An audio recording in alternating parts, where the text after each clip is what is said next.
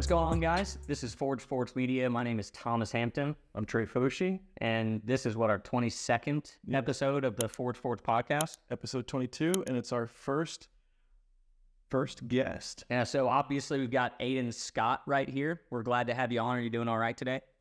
Yeah, I'm doing great. I didn't know that. You didn't tell me I was your first guest. No, that was... I guess technically speaking, our buddy Matt, who was with us while we were at Music City, was kind of our first guest, but he's kind of like a friend, so it doesn't feel like it. But you're our first, like, say, professional disc golfer that we've had on. Yeah, Matt's far from a pro disc golfer. Matt is like our residential pharmacist. So, like, he's technically a professional, just not a disc golf at all. Nice. So, Trey, you want to start us off? We're just going to roll through some general questions, if you don't mind. Yeah, I'm down. So tell us how you got started in disc golf. For how long you've been playing? So how it's been, I started in the fall 2018, so I guess it's been about 5 years now. Yeah, that makes sense. Coming up on like 6, like 5.5, somewhere about in there. What was the reason you got in? Was it like a friend or? It was my dad. Oh, that's awesome. Yeah, I spent most of my time with him on the weekends, and then like it was like 2 or 3 weeks in a row he wasn't home Sunday morning, and that was kind of like our time. So I was like, where'd you go? And he was like, oh, I went to play frisbee golf. And I was like, okay, that sounds like I can join you. And then I just wanted to be my dad, honestly. Yeah. That was the only reason I wanted to get better, was to be my dad. I feel like that's a classic, like, father-son relationship. It's like you start playing something with your dad, and it's like the goal is to beat them at least one time and then push it past and never let them beat you again. Yeah, exactly. You know, he has a life, Yeah. So we can't really practice. Kind of the same with video games and stuff, we'd play, and he can't really practice because he's a dad. Yeah, it's like actually has like a full life outside of playing video games. That's like my dad loves racket sports. Like tennis was everything he played growing up, and Mario Tennis for the GameCube was what he used to beat my butt on. And then once I was like a competent child and could actually play video games, I beat him, and then he never played me again because he doesn't practice every second of his life. Yeah, exactly. You had to have like a little Rocky moment, like while he was at work, like training in the house. He put the sweat. Yeah. Exactly. That's exactly right. Yeah. So, been playing for 5 years. When did you realize that playing on a professional level, like, I know it probably starts with the local MPO level, but like playing on a professional level, when did you realize, oh, I've actually got some talent here? I always wanted to get good. Like, after I started playing for like, probably like almost a year, like 9 months. I was a lot slower. I was a lot slower getting better. Like most people after like 2 or 3 months could throw like a few 100 feet, but I probably couldn't throw more than 100 feet for like 8 months, 7 Really? months. It took me a long time. I'm actually really surprised I didn't give up. Yeah. Yeah. That does take some persistence right there, because it's frustrating not being able to throw 200, 300, 400 feet, let alone like, in those early ranges. Yeah. But I mean, after that, I started actually like getting the nose down and throwing, 200 something feet. I wanted to play tournaments as soon as I possibly could. That was just what there was no point in playing this if I wasn't playing tournaments in my mind. Right. So I started playing like 1 or 2 unsanctioned tournaments, and then, local C and B tiers and rec or whatever. And I mean, once I realized I actually might be able to be a professional, I mean, I don't know if I can think back to a point. I feel like that's always just what I was trying to do. Sure. Are you competitive by nature? Like, is that like in your genes, whether it's video games, whether it's playing any other sport like disc golf? Is it just what you do is compete, board games, anything? Yeah, I'm kind of one of those people that's just like slightly better than average at most games that don't require like physical strength. Sure. And so somebody busts out the Uno cards or something, I always try to win. But so that kind of transferred over well. Definitely. So definitely always been very competitive. Definitely. Kind of on that like transition to being pro along the journey, more of a lighthearted question. which version of Aidan do you prefer, long hair Aidan or short hair Aidan? I know that's been like, say, a more recent thing in your professional life, but which one? Yeah, it was funny because I cut my hair not long after the NADGT finals and then started playing pro. And after a moment, I had a few people not recognize me. They were like, the last time I didn't see you was like the GT finals when I had long hair. And I didn't even think about that. So that was funny. But I definitely prefer the short hair. I had a lot of issues with like dandruff and stuff with my long hair. So it had to have. The hair was always a weird one for me because I've got like just a huge bald spot on the back of me. And so like anybody that has long hair, I just respect it so much because I couldn't do it if I tried. And so or not, I would assume, at least in the near term, going to see long hair Aidan return. I think it's short term for the long term, or short hair for the long term. Yeah, I'm not going back. That's good to know. Yeah, that is. It really all just happened because I was one of those COVID people. COVID happened, you couldn't go outside, hair grew out, and it was just long. Yeah, the way it just happened, not even planned. Yeah, and then it was like, well, I may as well not even cut it. I'm just gonna trim it. Yeah, it went from there. There you go. There you go. What do you got? Yeah. So, along the track of like becoming a professional player, how did when did you first get sponsored, and what was that process like? I feel like that's not a question a lot of people ask. They're like, oh yeah, I'm sponsored by so-and-so, but what does that even really look like? That is an interesting story. Growing up, like when I first started, at least, I always had plastic. Like, we call him my uncle. He's not technically my uncle, but refer to him as my uncle. Got my dad into it. And my uncle's been playing since like 2008. And back then, all they really had was old Innova. So whenever I started, I had a DX Rhino, a Star Skeeter, and a Champion Valkyrie. That was my bag. There you go. Freaking Skeeter, dude. That thing was awesome. The Champion Valkyrie was my first ace disc. And then I lost it on the same hole like 3 weeks later. I don't know how I lost it on hole 15 at VA. You've been up to Knoxville. You played Victor Ash, I'd assume, right? I have, but I'm 15.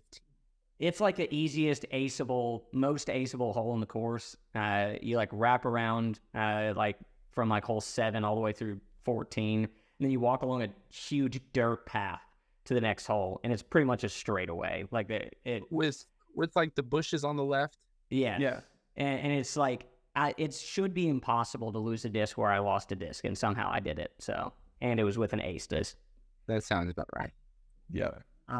But yeah, so I grew up with a lot of plastic, and I just never really threw mixed bag. I think I had like a Berg, a Zone, and a Buzz. It was like the only thing I threw that wasn't Innova whenever I was unsponsored. So that was just what I wanted to do. And after AM Worlds in 2021, I was about 988, like almost 990 rated at the time. I was emailing back and forth with Innova, and they told me basically to get my rating up and such, and they'd get in contact with me.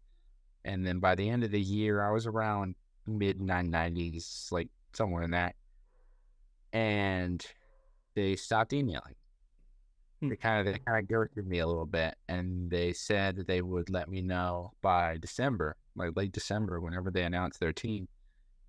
And they never said anything. And then I saw like January 2nd, I think it was, that they posted their team.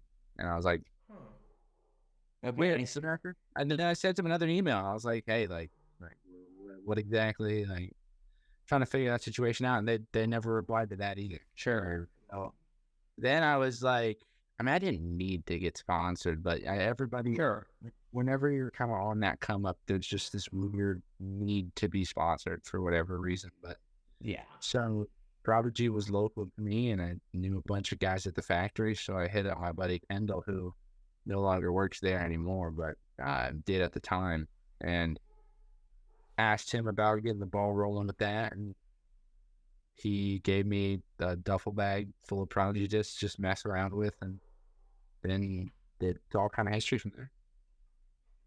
There you go. That's actually interesting. Like the idea of pursuing one company. And honestly, I feel like we've all had that to some extent in our professional career, is whether it's just a normal employer, is like rolling through, feeling like you really want an opportunity and you don't feel like you get the exact same back. And then realizing like, hey, like there are other opportunities out here. And especially you being younger, I mean, that you haven't had that life experience to like know like, hey, it's okay to like move on and like see your options out there. And so that's really cool to see that like you were able to make that local connection. And at least for us, being from, you're from Chattanooga, I'm from Murfreesboro, but Knoxville effectively now is like Prodigy is all I threw. It feels like it's just an expected thing is to throw Prodigy in this area, at least. Yeah, I went through the shoestrick era for sure. When I moved to Knoxville, like Will was still like a top 4 player in the world, and so my whole bag was Prodigy. And it's gone through phases, and I've got Prodigy in the bag still, but like it was fun just seeing how much Prodigy was thrown in the Southeast. Oh yeah, like I was throwing a PA4, an M4, I can't remember which fairway driver, and a D4 that I still have to this day. And like it's wonderful stuff. Let's talk about the trade. Do you want to pull the disc out? Oh yeah, we want to talk about the disc that you were selling. I believe primarily like fundraiser disc. Our curiosity here is, what is this? We want like to know so that we can tell everybody what inspired this artwork. I think we have some general insight that maybe you and your dad have some general like design history, maybe to some extent. So I originally had done 2 stamps before that. The first one had, actually, I can pull out the first one. Give me a moment. Oh, awesome. Yeah, definitely. Where, yeah. Pull it off the wall. Sure. perfect. This one's like a misstamp, but whatever. The original one I did was this one, which was this cool alien design. Yeah. Triple stamp, so it's kind of hard to read, but it has my PDJ number. I think I saw this one while like scrolling through your Facebook page once. Like I was trying to get like the general like history of Aidan and came across that one. Yeah, so Sean at Nashville Disc Golf Store is sort of a like sponsored TD, so we did a run of that with like firestorms and destroyers and fire demons and whatever. And that was before I was sponsored. And then got sponsored by Prodigy and did the Road to 1000 stamp with my like face on it and all that. Okay. Kind of went away from the alien thing, although I really enjoyed the alien stamp. And then was gonna do an alien again with that stamp, but I just let my dad run with it because my dad does all my graphics. Yeah. Oh, that's super cool. Because he does graphic arts and like embroidery on shirts and such. So he's a master at that stuff. I just told him make me something cool, and he was like, "I got this like what's the word, like almost like cave painting style nation dragon is what it's supposed to be." Oh, okay. Oh, cool. Dragon. It definitely felt like it gave that like, I say ominous, almost like, I don't know, like Greek god type flair to it, and I could see the claws on there, but didn't know quite say exactly what exactly what it was. And so like it is wonderful artwork. I think he's got that's your PA1 that you're selling. Oh yeah. Trey was able to snag me one of your PA3s because that's what I put. And so I mean we love throwing the disc, and it's super fun to. Now, did you originally, was it you were selling those to raise money for your European swing? That was kind of the main purpose at first. And then I just kind of had some left over and here and there. But, selling them. Definitely. Sweet. Yeah. So this was, like you said, this was your first, I think, year playing on the pro tour, getting some events in. What was your favorite course that you played this year? And delve into that a little bit. I mean, the thing is, I think there's a bit of a distinguishable difference between favorite and best. Sure. Yeah, you can give us both. I think the best by far for me was Northwoods Black. Yeah. That course, it was hard. It was fair. It was probably the most fair course out of everything we played. There wasn't anything gimmicky. There wasn't anything. I feel like that course was pretty close to perfect in my opinion. It was hard. I don't think I need to say that. It was hard. Yeah. I can only imagine. And it just, none of the holes were the same. I feel like some of the courses we played, a few of the holes kind of blended together for sure. But favorite, I really liked Blue Ridge. Blue Ridge was cool. It was really pretty. It had a few tweaks that needed to be done. I definitely think there were like some design flaws, especially with like, I think it was 15 and 18 and 3. But just super fun course to play. And like, I think Big Germ said it, but he may have been quoting somebody else, but they said, if you're ever mad during that tournament, all you got to do is look up because you're just like in the moves. Yeah. And that weekend was also overall special just because I had a bunch of local buddies like who were playing it, who managed to sign up, and we stayed in a cabin B&B. There was like 10 of us on the side of this mountain across the street from the course. And That's like, super cool. so out in the middle of nowhere, there's like no light pollution. We were sitting in the hot tub at night looking up. I saw like a satellite, you could just, it was beautiful. That is super cool. I have to assume that's one of those moments where you're like, wow, this is, regardless of, I'm sure it is hard to be a touring pro in terms of, not only is it hard to play and like keep it up round to round, event to event, but also just like financially, that is like a hard thing across the board. Like, does this make sense between, what I may make being a sponsored player versus what am I making from events versus what does it just cost to travel and live wherever I'm at? And you're just sitting there in that moment, just enjoying the moment, looking up. That just sounds super fun. For sure. Yeah. Maple Hill and the Beasts were also two of my favorites. Sure. Those were cool. Seeing Maple Hill in person and like even walking through some of the back parts of the property where like the old holes used to be. Mm-hmm. Oh yeah, that was cool. And then Finland. I mean, oh man, there's a lot I can go into there, but that was really cool, especially because the course is like essentially in the middle of a town. Like, yeah, there's a few holes where there's just like people's houses off the fairway or like right. That was unique. Is the crowd there exactly what they say? I mean, it sounds like at the Beast, it's just a different experience than it is playing at normal U.S. tournaments. What was that like? It was surreal. It was insane. It was unfathomably crazy, dude. I mean, there was one time before I teed off, I was hanging out behind hole 1. There's like the hangout spot, and the vendors were set up in the like school gym thing. It was a weird building, but they're hockey rinks. So like there was one of the tech disc thingies on the hockey rink, and there really baskets and all that. And I was hanging out behind hole 1's tee pad, and there was just a lady with a dog, and I love dogs, so I asked to pet this lady's dog, whatever. And she just sparked up a conversation, and I just petted her dog, took a picture, and was like, basically I'd ended the conversation. She just kept talking to me, and she was like, oh yeah, my daughter's playing. She's like 15, and I think she cashed even, which is crazy. Really? But she showed up the next day with like 2 little Finnish flag pins and gave one to me and my uncle, and then the next day showed up with like these like wheat milk chocolate bars or something. That's just so kind. Yeah. To like think through that. Yeah, I mean, I don't even think she at first realized that I was playing the tournament. I was just there. Sure. That's super cool. That's awesome.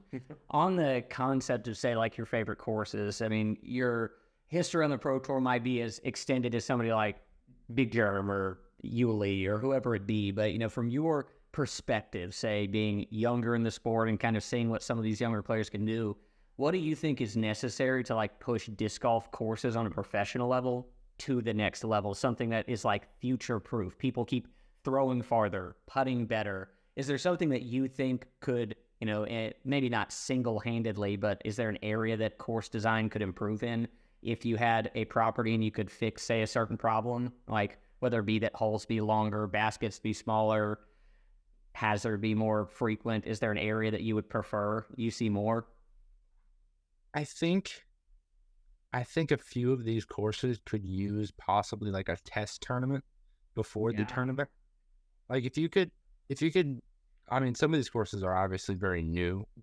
Like, I can't think, but I think there was one that was put in like the Dismania Open course. Yes. I don't think that course was in the ground that long before. No, they definitely didn't test that enough. Yeah, that was an interesting time. I feel like sometimes, obviously Maple Hill's been there a long time. It's their year round and all that. They could use like to make these changes to some of these holes and then have like a big B tier or something before the tournament. Right. But also, I just think overall, just going more into the woods. Sure. I mean, we play a lot of courses with trees and like some wooded holes, but due to just the fact that you need to have the room for spectators. I mean, that's how the pro tour is making money. So that's where they come first. And it's hard to do that in the woods. Yeah. But I mean, Northwoods Black separated amazing. It was hard. It was really fair.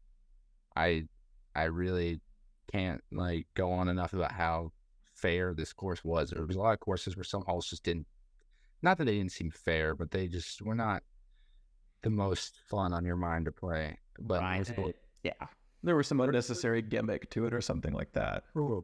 I feel like there's almost always at least one hole you can kind of, this could use a little bit more OB, but I don't like going in the direction of just putting OB and hazards and randos and stuff everywhere. I really do just think going back in the woods more would help, but like I said, the big issue with that is just spectators. And sure. And that feels like a problem that is just impossible to solve, like because trees are such a blockage for view, but they're required for like beautiful disc golf to get played, for people to actually get to shape shots. And so, yeah, you're right. If like you could find that happy medium where like distance wasn't your only requirement for being good. For sure. So you, like we said, this was your first kind of full year on tour. You had a lot of success, man. You had a solid year. You got 7th at Champions Cup, had a couple of solid top 25 finishes, and you got to play with some great players. And we'll jump into Champions Cup a little bit more later. But you got to play with some great players, and you got to play with some great guys. What was your favorite card you got to play on this year? Oh boy, that's a good question. Yeah, I mean, you played with hundreds of different people, probably. Yeah, about like that. Two that jump out to me were final round lead card at Dismania Open. Andrew Fish, Eagle McMahon, and Isaac Robinson. That was a fun card. Yeah, I've always been a big fan of Fish. Talking with him is very fun. He's a goofy guy. He's funny. He is definitely a goofy guy. He's real, he's raw, and he does talk. He likes to tweet. He's also just a frisbee guy. You see that frisbee thrower when he plays, and it's cool to see that. And then Eagle, that was the most Eagle-friendly course I've ever seen in my entire life. Watched him throw over the trees on like every single hole. And then Isaac's good at disc golf. That just won the world championship. Yeah. Like that's a hard card to beat. Did you? I don't know what it looks like for you in that moment. Did you stay around for all 6 playoff holes that you were with them? I'm assuming you had to be part of that because you were part of the card, or do they bring officials in at that point to like moderate? They bring officials. It was funny. So that was the longest I had been on the road without going home. The first time I went on tour, I played MCO, which is in Nashville. It's all about 2 hours away. Stayed with Sean and his girlfriend Angela at Nashville Disc Golf Store, and then rode back home. and then like the next morning left for Blue Ridge Championship, stayed, rode back with the guys that I went out to that with, and then the next morning drove to Champions Cup, went back from Champions Cup and went to Jonesboro. So I was back for like a night every week. Right. When I went to those tournaments, I flew out to Worlds, stayed with a bunch of the Arena guys, Paul Cran, Terry Chase, Dave Fleck, a bunch of other guys, and then rode with my buddy Owen McCall up from Vermont to Canada, and then rode back from Canada to MVP, which I wasn't even going to play. I qualified for MVP from Worlds. It put me in the top 72 in the UDIS rankings. But so I was riding down to Maple Hill with Evan Smith, and we were off the island before the playoff even ended. I finished and just not straight car and started driving. We were watching the playoff the whole time, just talking about it in the car on the way back because it was kind of lame. Not gonna lie. Yeah. Sorry, my I don't know if you can hear. I don't know how sensitive the mics are, but my dog like ran upstairs, and then my wife came chasing him in the background. He's like a puppy by he's like 10 months old, and so he's just like running around everywhere. Then that makes sense that you're probably ready to go off somewhere, and that playoff lasted forever. Like it felt like watching it on repeat. It's like, oh, watch hole 17, 18, time to watch it again and again. Yeah, that was an interesting choice on the playoff. I'll never understand that thought. I've always I get it logistically when it comes to like making it 5 holes in and being halfway across the property, but I've never been a fan of anything other than 1 through 18. I've never liked going away from that. But on the other side of things, 1 to 17, 18 would have been awesome. Sure. It kept it right by the property or right by the parking lot and all that. And 2 was a nice island hole. 17, tough shot. There's OB, but it's not like super in play, but it's not an easy hole. And then 18 is just throw it far, and hole 1's kind of just chip it in the middle and chuck one uphill. Yeah. But that makes sense. Yeah. It was not enjoyable to watch, but totally. So, actually, it's funny. Zoom says it, or we have 9 minutes of remaining meeting time. We'll make that work. This was the funny one I was going to say. As we were scrolling through the Facebook page, you caught your first bass this year. Did that give you what you needed rolling into the secondary of the season to just make it happen? Do you feel like that was what really pushed you to the next level? I'm gonna go with yes, probably. Yeah, definitely. Nice. That's what I thought. That was very funny. That was at Lake Marshall. I forgot about that. That was a fun week. Lake Marshall was really cool. Do you fish in general, or was that just something maybe you did with family sporadically? Like, I don't know. Do you fish typically? I've always been interested, but I've never gotten the equipment. And nobody in my family really knows, so I've never really done it. But my buddy, he had a fishing pole, and I've always been determined. I think there was and it takes a lot of that. There was 2 other tournaments I went to, and we camped by a lake, and somebody brought a fishing pole, and I was out there all night long and just couldn't catch anything. Yeah, that sounds about right. Spot on. Yeah. Do you have another one? Lake Marshall was Oh, I bet. Dude, it looked good. I've started fishing recently, which is why it caught my attention. I've never done it, and finally decided it's time to fish. Yeah, my last question that I had is, it's the off season, not playing as many tournaments. I know you played the Turkey and you played a couple of other events, but what's been one part of your game, or what have you been working on in this off season? Honestly, just everything. I've had some new issues in my game arise. I kind of feel like disc golf in general is just once you fix a certain issue, you start having another issue. It's just kind of this continuing cycle, just having to fix something else. But right. I've been working a lot on the sidearm. I've started to develop an actually really solid sidearm, and that was really really good. I was happy with that because I've always there's been plenty of times where I've thought to myself, I'm just gonna be a backhand player. Like it's just how it's gonna be. I've tried everything. I've tried every different type of grip, and I've tried hopping, jumping, and just everything. And I'll have a little breakthrough, and they'll be flying really good one day, and then I'll go out the next day, and I'll throw them all straight into the ground. But now I've actually figured out a good sidearm, and I've got like a consistent 370 sidearm, which is more than what I need, really. That's awesome. That is very good. What was the one thing that kind of, or I guess what clicked for you on that sidearm? Is there any advice you'd give on someone who's trying to develop a sidearm? And so I played USDGC. I played 2 rounds with Thomas Gilbert and a round with Nate Sexton.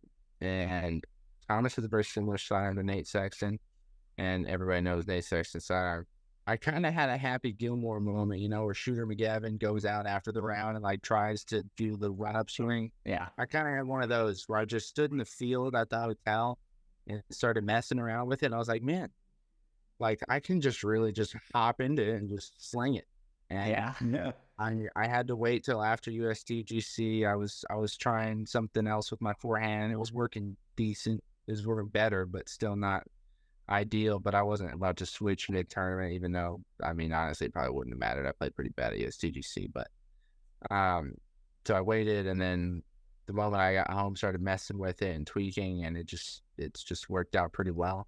And I feel like now I'm throwing a lot of like slight hyzers and flat shots, which is really like not wearing on my elbow at all. While before, a lot more like chop and hyzers really like hurting my forearm and elbow and such. So I feel like I can throw hard sidearm if I can stand in the field and throw it if I want, and I'm not really like wearing on my body, which is really big. Really big, because sidearms wear on your body hardcore if you're not doing everything right. Yeah, that can give you some like tennis elbow-esque feeling real quick. Oh yeah, for sure. You definitely can, dude. You historically probably have thrown more forehand, so you probably feel that. Yeah, I started throwing. I've been playing since 2014, and it took until COVID for me to start throwing a backhand. And so, like, I was exclusively forehand for 6 years, and so you have to learn to throw flat or hyzer, or you're gonna hurt yourself. Yeah, definitely. Anything you want to mention while you're on here at all? Do you have anything particularly exciting in terms of events you might go to next season, or things particularly on your mind for the off season? And we've got a few more minutes before we hop on off. I'm just really excited to get back on tour next year. We're not starting in Vegas, which is very, very optimal for me. Yes. We're starting at the Grand Canyon course where they have to throw down the mountain for the Florida Open. I'm just really excited because I'm actually gonna get to go out. I'm looking to get me a little minivan or sprinter van or something, put a little mattress in it, go out there. I'm playing almost everything. I'm skipping OTB, Beaver State, and I'm skipping those for sure. Sure. I might get Portland Open, and I don't know. You might not go back to Europe. It just kind of depends how things are going. Yeah, because those are kind of events where like I was gonna fly out to play Beaver and Portland because I already didn't want to play OTB, and Beaver and Portland are so close together, like 50 minutes apart. So I wasn't gonna drive all the way out there because gas is crazy expensive. Yeah, for sure. I was just gonna fly out and meet up with somebody, play those 2 events, and come back. But my best friend's having his wedding the same day as Beaver State, so I'm gonna skip Beaver State, which is a little unfortunate, but no, that's awesome. You're good for you. Yeah. So like realistically, if I fly all the way out there just for Portland Open, I don't know if I'm gonna make any money. So that's it. That it doesn't make business sense. Probably not. Like, will it grow your brand enough to where? Yeah, I mean, it's also about the points too. I mean, that's and just overall exposure. I mean, same with European Open. I went to European Open even with a very successful fundraiser, knowing I was going to lose money. I mean, even if I cashed well, I wasn't making money on that. Yeah. I think that's the real thing that a lot of people don't talk about frequently, and so I think that's good to talk about. For sure. Yeah. So real quick, I mean, we're right at about end of time, at least according to Zoom. But where can we find you on socials across the board, just for anybody listening? We'll tag them in the description and whatnot, but Yeah, just Instagram and Facebook, really. You know, my Instagram's gr8 Scott _05, something like that, roughly. And then obviously Facebook's just my name, Aidan Scott. that makes sense. Well, we'll make sure to tag those into the description. We appreciate you coming along. I mean, quick little interview. Obviously, our first pro. Yeah, well, we're super excited. It sounds like full tour next year, and we'll be pulling for you all year long. Definitely. Well, Aidan, we appreciate it. We'll let you get back to your evening, and then we'll keep in touch, all right? Okay, appreciate it, guys.